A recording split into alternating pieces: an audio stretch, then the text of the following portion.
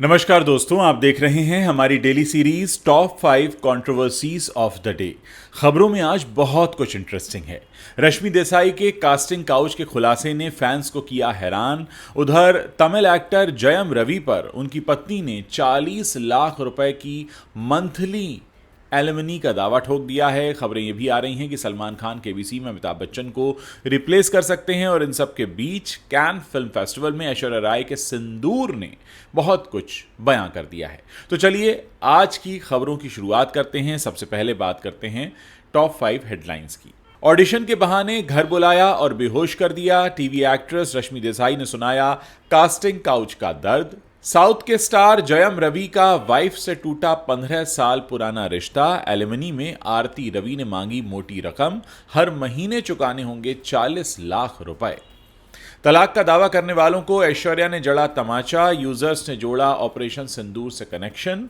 अर्जुन रामपाल के खिलाफ जारी गैर जमानती वारंट हुआ रद्द। टैक्स चोरी से जुड़ा हुआ है मामला। अमिताभ बच्चन की कौन बनेगा करोड़पति की कुर्सी पर मंडराया खतरा, सलमान खान बन सकते हैं नए होस्ट। दोस्तों, अब इन्हीं खबरों को थोड़ा विस्तार से समझते हैं। देखिए, बॉलीवुड में कई सारे सितारे हैं जो कास्टिंग काउच का शिकार हो जाते हैं और फिर वो अपनी आप बीती भी सुना देते हैं। कई सितारे इसके बारे में खुलकर बात करते भी हैं, कुछ बचते हैं और कुछ बड़ा खुलकर बताते हैं। अब इसी तरह की गंदी हरकत के बारे में बात की है टीवी और भोजपुरी फिल्म इंडस्ट्री की जानी मानी एक्ट्रेस रश्मि देसाई ने।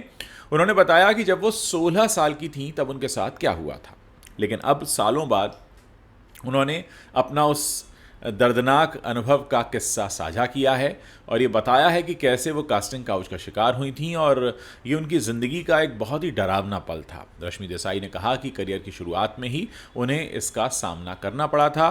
पिंक विला से बातचीत में रश्मि ने कास्टिंग काउच के अनुभव के बारे में बात करते हुए अपनी लाइफ से जुड़ा एक बड़ा खुलासा किया। उन्होंने कहा कि मैं उस वक्त एक्टिंग को लेकर काफ़ी उत्साहित थी। एक दिन मुझे ऑडिशन के लिए कॉल आया और मैं बहुत एक्साइटेड होकर वहाँ पहुँच गई, लेकिन जब मैं वहाँ पहुँची तो देखा वहाँ कोई कैमरा नहीं था और सिर्फ एक शख्स मौजूद था। उस आदमी ने मुझे एक कोल्ड ड्रिंक ऑफर की जिसमें शायद कोई नशीली दवा मिली हुई थी। उसका इरादा मुझे बेहोश करके मुझ पर मानसिक रूप से हावी होने का था, लेकिन मैंने फ़ौरन सख्ती से मना कर दिया और साफ कहा कि मैं ये सब नहीं करूँगी।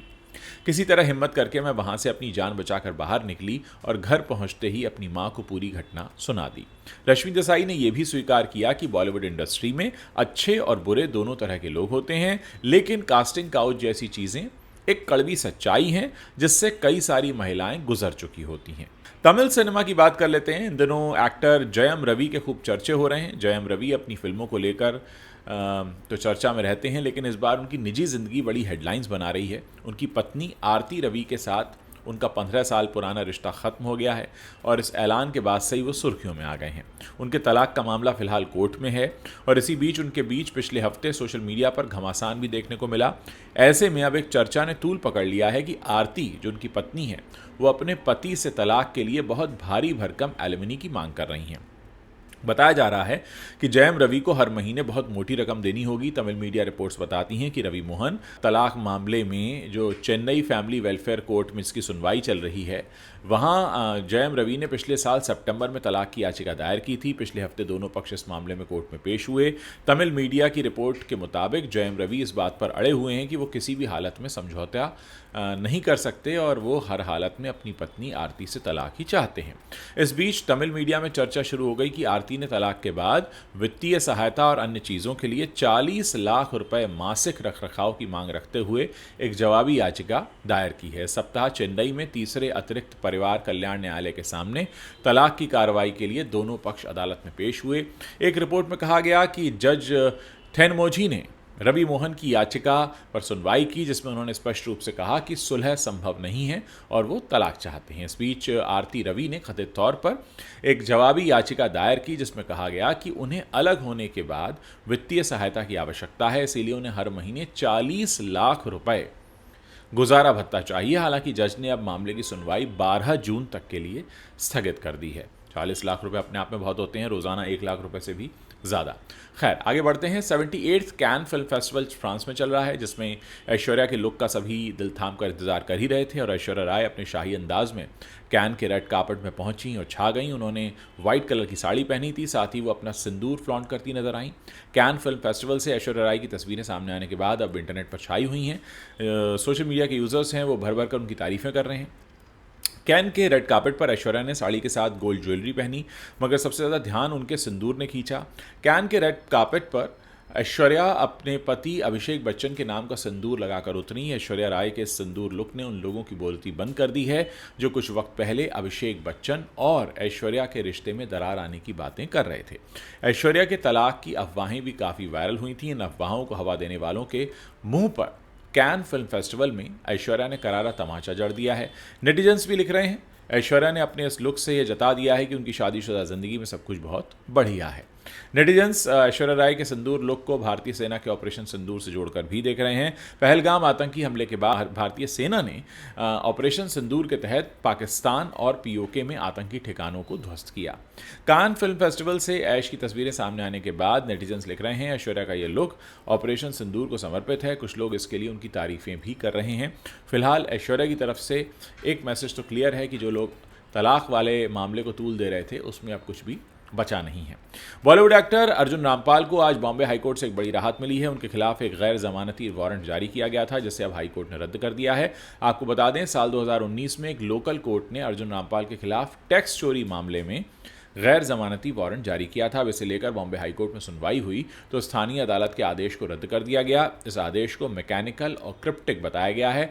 कोर्ट का कहना है कि मजिस्ट्रेट का ऑर्डर कानून के विपरीत था और इसे बिना सोचे समझे पास किया गया था। इनकम टैक्स एक्ट की धारा 276C के तहत अपराध के लिए आईटी डिपार्टमेंट के शुरू किए गए साल 2019 के इस मामले में अर्जुन के खिलाफ मजिस्ट्रेट अदालत ने गैर जमानती वारंट जारी कर दिया था। ऐसे में अर्जुन रामपाल ने अपने खिलाफ मजिस्ट्रेट अदालत में जाकर इस आदेश को चुनौती दी, हाईकोर्ट का दरवाज़ा खटखटाया।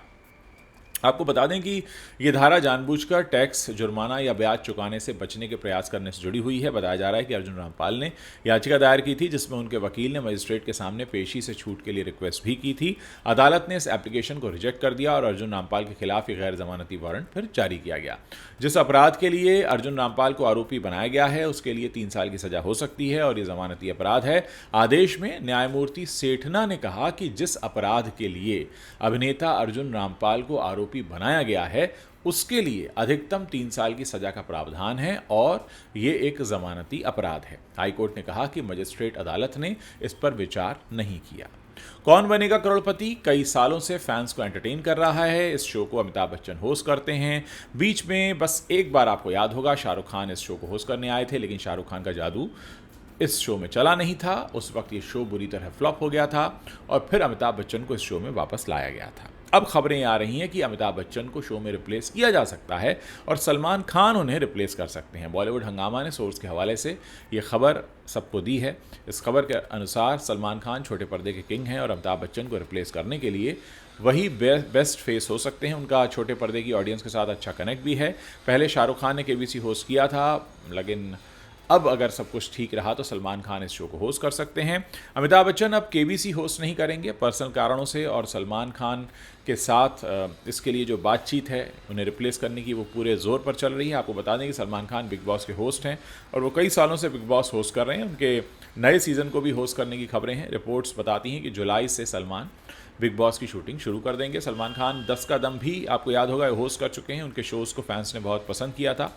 और कौन बनेगा करोड़पति की जहाँ तक बात है, ये साल 2000 में शुरू हुआ शो था। पहला एपिसोड इसका 3 जुलाई को आया था। तब से अब तक अमिताभ बच्चन के नाम पर ही ये शो जाना जाता है। जैसे मैंने आपको बताया कि सिर्फ एक ही बार शाहरुख आए थे, लेकिन शाहरुख इस शो को चला नहीं पाए थे। और अमिताभ बच्चन अक्सर इस शो में अपने फैंस को अपनी पर्सनल और प्रोफेशनल लाइफ के किस्से सुनाते हैं और इस शो का एक अलग ही ऑरा है जो लोगों के बीच रहता है। तो सुनने में आया कि शायद अब सलमान खान इसके होस्ट हो सकते हैं। तो दोस्तों, ये वो 5 बड़ी खबरें हैं जो इस वक्त इंटरनेट पर छाई हुई हैं। अगर आपको वीडियो पसंद आया है तो शेयर कीजिएगा और जाने से पहले सब्सक्राइब करके जाइए ताकि जब भी मैं कोई नया वीडियो पोस्ट करूं मैं आपको आपके यूट्यूब स्क्रॉल में दिखाई देता रहूं।